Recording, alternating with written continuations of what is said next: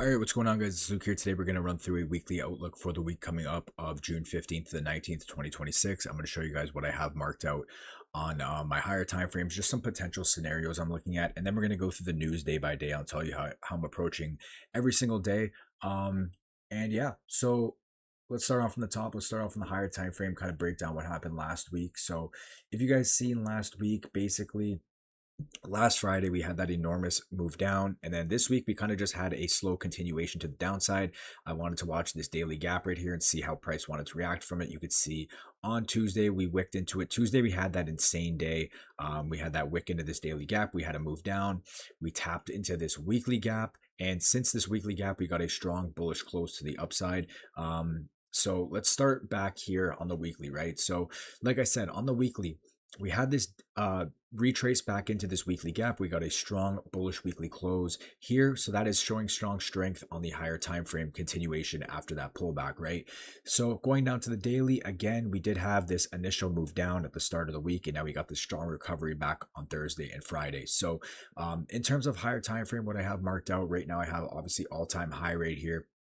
I have previous week's high and then previous week's low, and then breaking down to the daily, you could see right here I have marked out this small daily high up here, and then this small daily low. We have these relative equal lows right here, and then I also marked out this monthly fair value gap, which could be an area if price does want to move lower. But this is all I have marked out right now. But starting from the weekly, we just see that we're continuing bullish. We had this retrace into this weekly gap, and we got a strong closure to the upside, and as you can see, the daily starting to break back to the upside as well after sweeping out higher time frame sell side. Going over to ES, pretty much the exact same scenario. You can see, what did ES do? ES tapped into this weekly gap, strong weekly close to the upside here, again continuing with the higher time frame bullish trend. We look on the daily, same thing, same areas pretty much marked out here. So what am I looking at and what am I expecting this week? So the main thing I really want to be paying attention to is this previous week's high, because that is our closest draw on liquidity. As you can see, like I mentioned, price tapped into this daily gap right here. We got a reaction down, and this is where this high is resting right here. So I'm really paying attention to this high right here, and this is going to be a crucial area. Hopefully at the start of the week we do get this move towards this previous week's high, because I think this will give us good direction. And what do I mean by that? So basically, you could see towards all-time high we have this low resistance liquidity, and obviously reacting off of a weekly gap. I'm in higher time frame, I'm leaning more bullish, obviously, because as we know, the NASDAQ does tend to just move up over time, and when you think it's going to go lower, a lot of the times it just continues to go higher. So what I am paying attention to, like I said, is this previous week's high, and I want to see how price reacts to it. If we open up at the start of the week and we begin to displace past all previous week's high, then I'm assuming we get continuations towards all-time high, and then we kind of just reassess from there. So that would be scenario number one. We take out previous week's high, we displace past this daily gap, and boom, we'd probably trade towards all-time high, and then we kind of reassess the plan from there.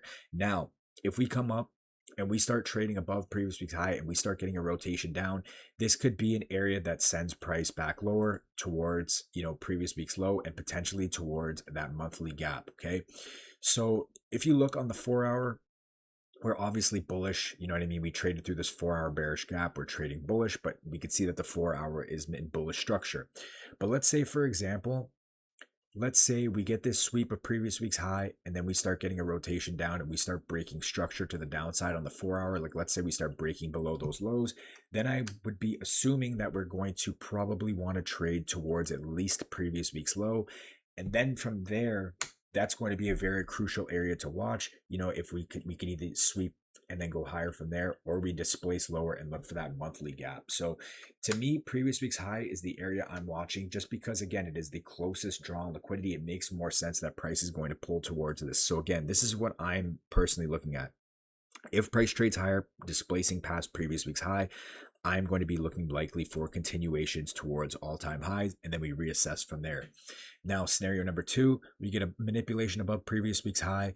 Obviously, we could just get a retrace and continue higher, but if price wants to displace lower and we start breaking structure on the 4-hour, I'm going to be looking for potential moves lower to take out these relative equal lows of the previous week's low. And then from there, again, this could be the area that sends price up, or it could be the area we break and we continue to that monthly gap. So again, I'm paying really close attention to previous week's high.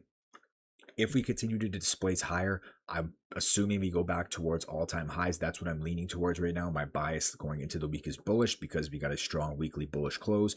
So right now, I'm leaning more bullish. I am personally thinking we, potentially just continue higher. But again, if we do manipulate higher, we start breaking structure. I'm looking for potentially shorts down towards previous week's low. But again, we would need to be breaking structure on the 4 hour here for that to happen, right? We need to be inversing these like 4 hour gaps.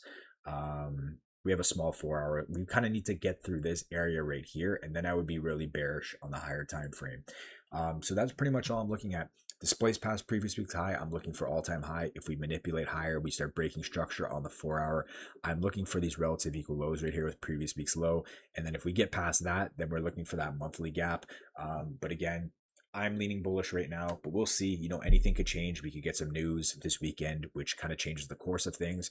So we'll have to pay attention and see. We also have FOMC this week, so we'll see what that does in the middle of the week. But with ES, it's the exact same scenario. There's really not much to go over as well. If we continue past, we're looking for all-time highs. You know what I mean? Maybe we get an SMT here, we continue lower, and we look for that monthly gap. But again, I'm leaning bullish. We'll see what happens, though. I'm going to go through the news day by day, but this is all I have marked out on my higher time frames. These are the key areas I'm watching. The main areas, like I said, I'm watching right now is going to be previous week's high, and I'm really paying attention as well to this this area right here. So if you lump this 4 hour gap like this here, I think if we break below that, you know what I mean, that's a pretty good sign that we want to go lower. So I would keep an eye on this as well, and kind of see. Again, we respected it, but if we break through that, I really think we probably want to run these lows. But that's what I got marked out on my higher time frame charts. Pretty simple this week, nothing crazy, and we'll see what we get. But let's run through the news day by day. I'll show you guys what I'm thinking. So starting off on Monday, just yellow folders, no crazy news here. This will be a normal trading day for me. Personally, I will be trading normally, probably going normal risk, to be honest. Maybe slightly de-risking, but I've usually been fine on no news Mondays. Going over to Tuesday, again, no news. This will be a completely normal trading day for me.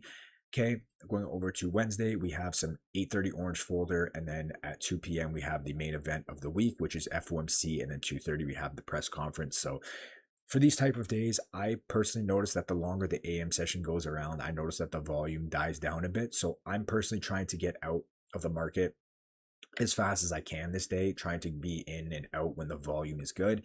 And if the volume starts to die down, I'll probably just get off. But this will be a normal trading day for me. Again, I know a lot of people like to trade the PM because of the volatility. I personally don't. I just, on FOMC days, I always just trade the AM. I never trade the PM. But yeah, I'll be trading normally, just trying to get in and out of the market as fast as possible. And let's go over to Thursday. Thursday, just orange folder, nothing to worry about, normal trading. And then Friday, we have a bank holiday. So I think it's an early close at 1, I'm pretty sure. But yeah, I won't be trading unless I take a look on an eval in the morning, but I don't recommend trading bank holidays. Like I said, maybe I'll take a look on an eval in the morning if there is a really, really good setup, but I never touch my fundeds on a bank holiday. So anyway, that's it from you guys. Hope you guys enjoyed this one. Should be a solid week ahead. Again, pay attention to Twitter, pay attention to financial juice. If there's any news, that comes out, and, we'll see what happens this week. Should be a good week, and I'll talk to you guys later. Peace.